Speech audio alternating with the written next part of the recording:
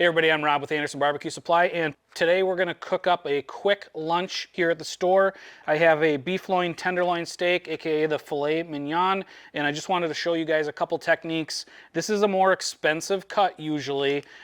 These two 8-ounce fillets, actually I take that back, they're only about, oh yeah, a little over 8 ounces each.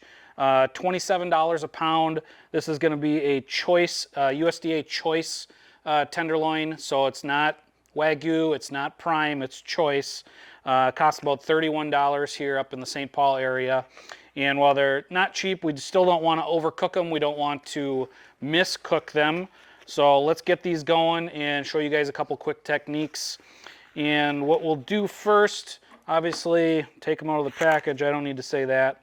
But essentially, I have two flavors here that we're going to be using today. And I have Spicy White Lightning from Boars Night Out to give us a little bit of kick. And then one of our local companies, Smokin' Bros, the Bubba, their beef and steak rub is what I really like using, just to make sure we get that steak flavoring on there. So a couple things you could do, especially with a choice steak here. You could definitely tenderize these if you really wanted to.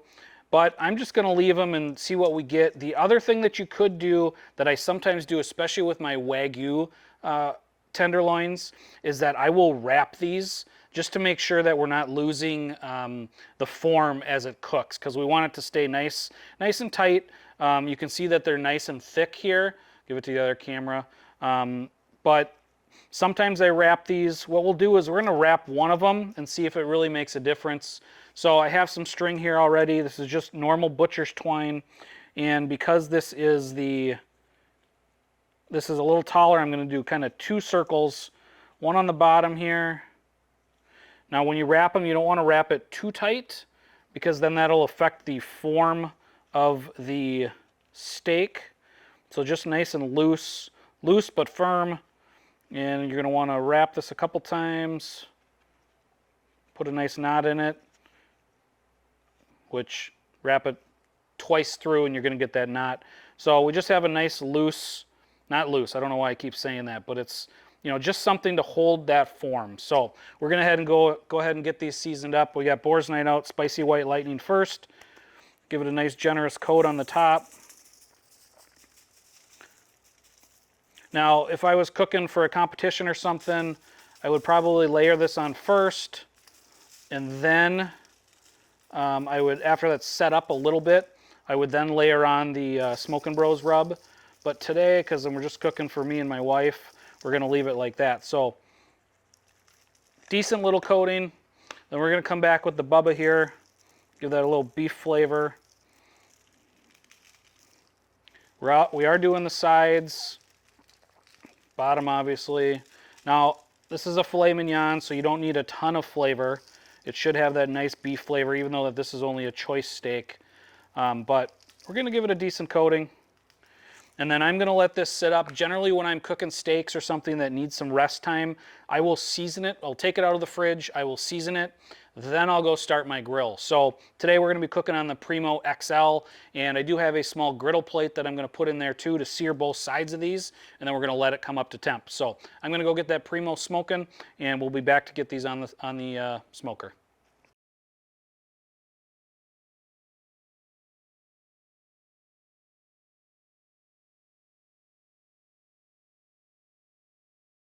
All right, so we got the grill going pretty good here. We're just going to use our left side as the cool side.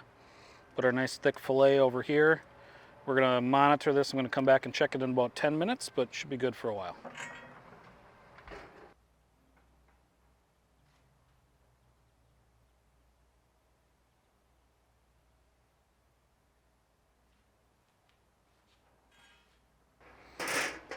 All right, so we're going to temp these one last time. These guys have been on here for about 25 minutes right now. And I think we're right where we want to sear them off. Yeah, 116, 117, 110. That's good enough for me. So we're going to take our duck fat right over coals. These are looking really good here. That's a good hard sear. Same thing with this one. Oh yeah. So right now, with them being so close to being cooked fully, I am just going to leave the lid open. That's going to stoke that fire a little bit more. I had closed the vent about halfway down earlier because I didn't want to get too hot, but I think we're doing pretty darn good here. While I have the time, and this is hot, let's get my grates cleaned off for next time because that's something I always forget.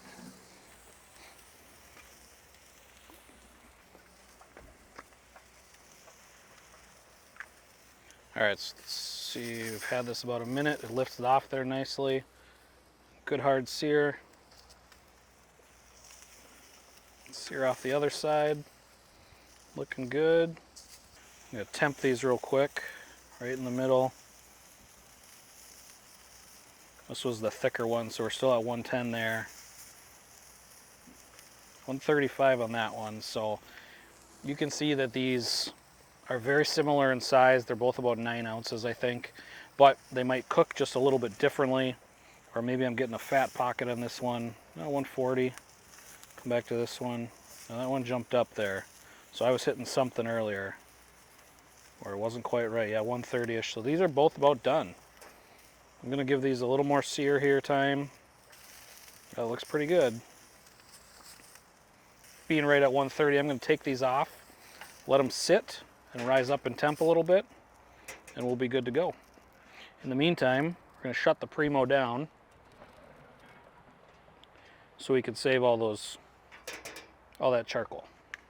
All right, guys, so we took these filet mignons off of the Primo after about 25 minutes. We were at about 130 degrees, and if you remember, I was having some trouble temping this one, but I retemped it in a couple different spots and got an accurate measurement. Not sure what was going on there, but we pulled these both at about 130 degrees, and I just temped this one.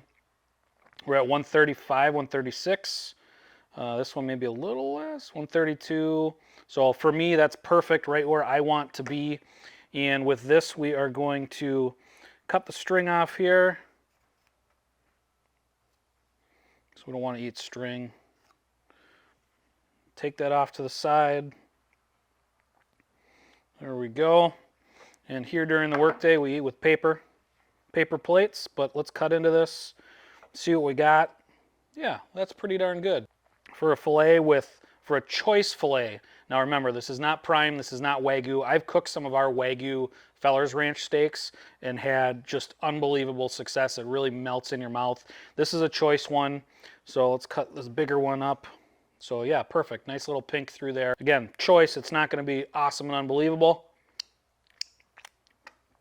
Let's cut a piece off and give it a try though and see what we got. So it looks really good. Flavor from my fingers is good. Super tender. Again, important part here, if you can see on the cutting board, is that there's like no juice even after I cut into this, and that's not because it's dry or anything. It's because I let it rest and let the meat reabsorb everything. So we seasoned all sides of this filet mignon. We threw it on the smoker. Ambient temp was between 300 and 400 degrees. We let it rise up to about 120. Then we seared it off, pulled it off, let it rest, and it turned out perfectly. I'm really impressed. Great combo here with the Bubba steak and beef seasoning from Smoke and Rose. They're on our website, AndersonBBQSupply.com, as well as Boars Night Out, Spicy White Lightning. And I have some chimichurri seasoning sitting here in the front that Al Fragoni makes. That's on our website. That would be a perfect complement to actually this choice filet because it doesn't have a ton of fat in it. It would be perfect, that sauce right over the top. I'll have to make a video of that sometime soon. But thanks for tuning in. We'll see you soon.